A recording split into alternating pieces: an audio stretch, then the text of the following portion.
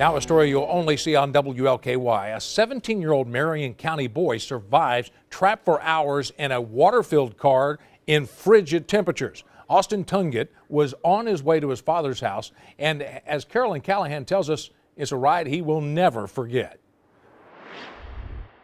As I was going, it just started spinning, turning. The next thing you know, it just flipped in the creek, and I hit the steering wheel.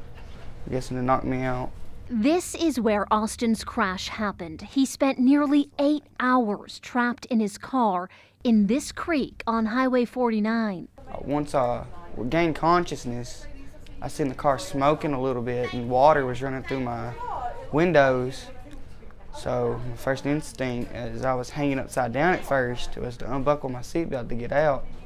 But it flipped me backwards, and I was trapped with the seatbelt squeezing me tight. Austin didn't know anyone was looking for him. He could hear cars passing by throughout the early morning.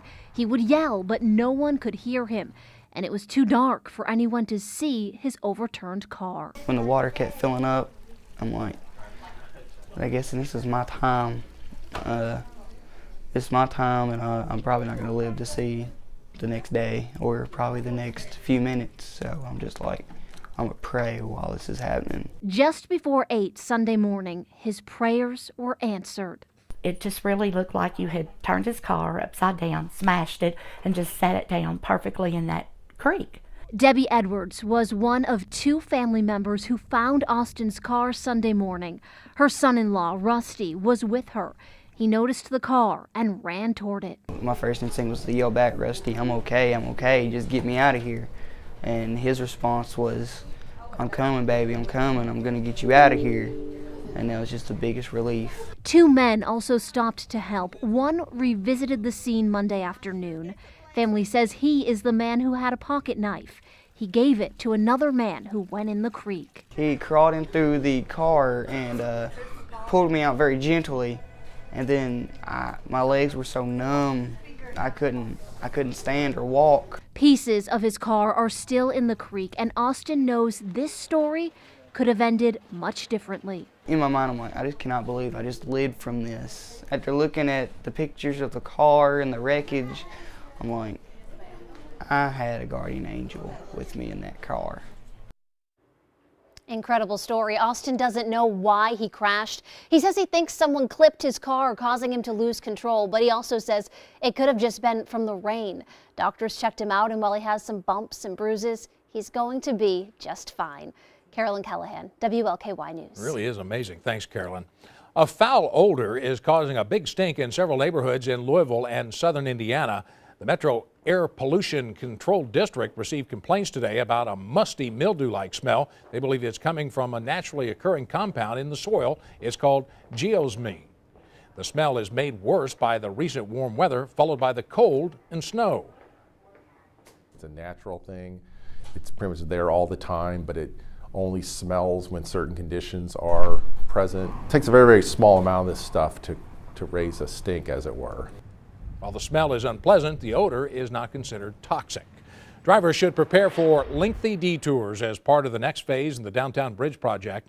A road sign warns the Kennedy Bridge will tentatively be shut down Sunday at the earliest so crews can continue renovations. Right now, the Kennedy is only used for 65 South to access 71 North and 64 East. The ramp to 64 West is already closed. One lane is expected to reopen this summer, restoring access to 64 in both directions and I-71. It may be the dead of winter, but spring is in the air as royalty returned to the area today. The Kentucky Derby Festival introduced this year's Royal Court.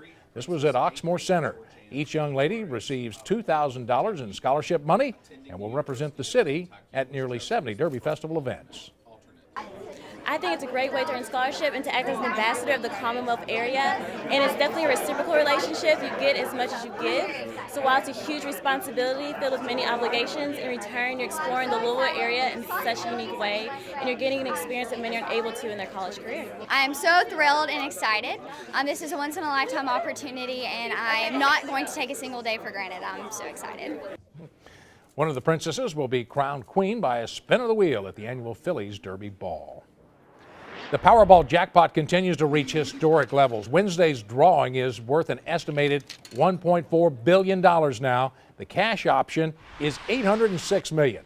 And while no one had the magic combination from Saturday's drawing, there were some big winners. 4 tickets, in fact, sold in Kentucky matched 4 of the white balls plus the Powerball, including a speedway on Terry Lane and John O's Valero on Ring Road in E-Town.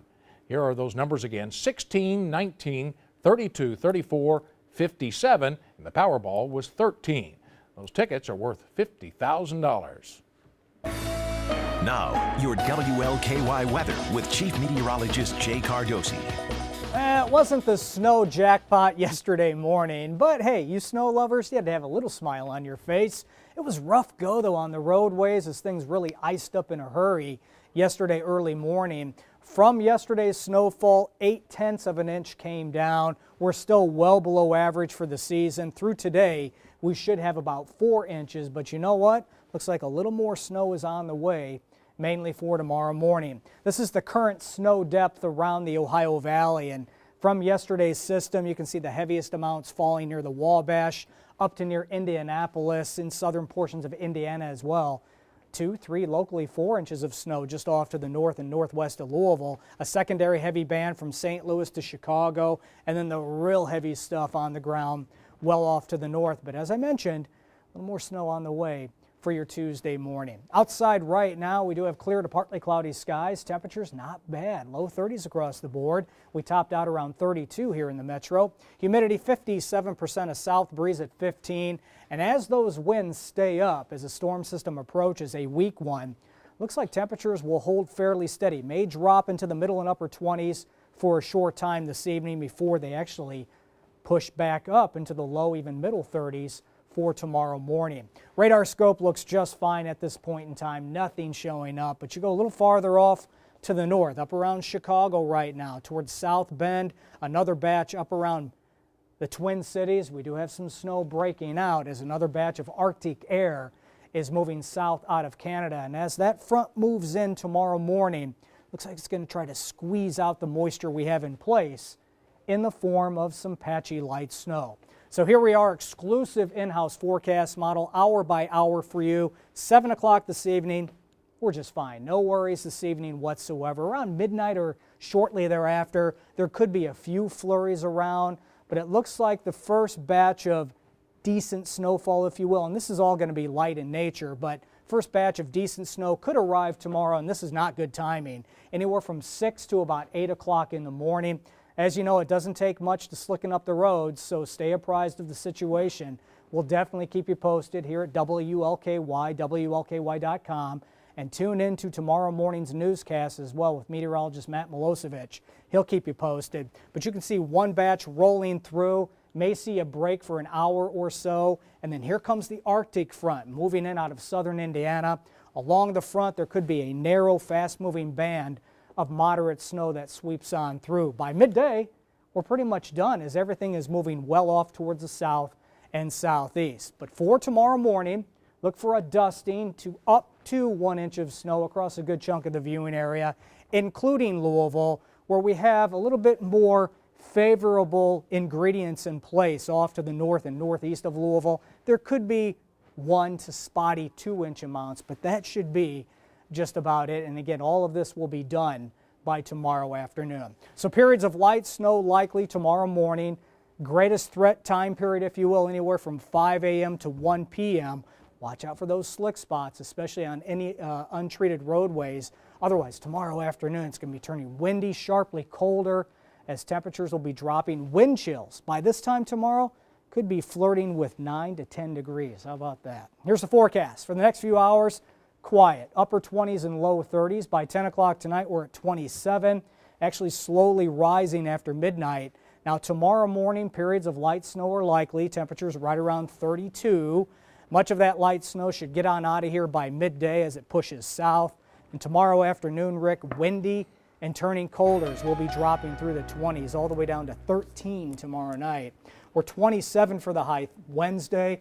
Couple of milder days. Anything that falls tonight and fell yesterday will have melted by the way things are looking by Friday afternoon. Also some rain likely Friday afternoon. Then it turns cold again for the weekend. Another chance for a little bit of snow. Those wind chills, once again, oh, man, down to 9, you say, huh? It's going to be gusty and cold tomorrow by this time, yeah. All right. Thank you, Jay. Yeah. Well, the Wildcats return to Rupp Arena after picking up their first true road win of the season over the weekend. Sports is next on WLKY.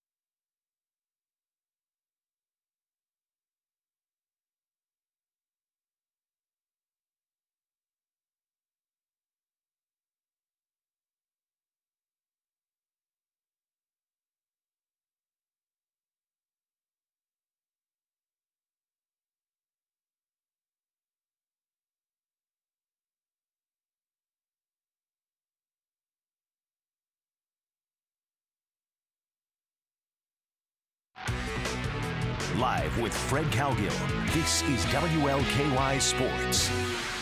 Hello again, everybody. As we start week 10 of the college basketball season, today UK basketball dropped to 14th in the new Riders poll. Kentucky's records are now 12-3 and 2-1 after winning at Alabama on Saturday, its first true road win of the season. Its next game is tomorrow night as a 16-point favorite hosting Mississippi State. Today, assistant John Robick said getting consistent effort from these young cats has been a huge challenge, especially on the road.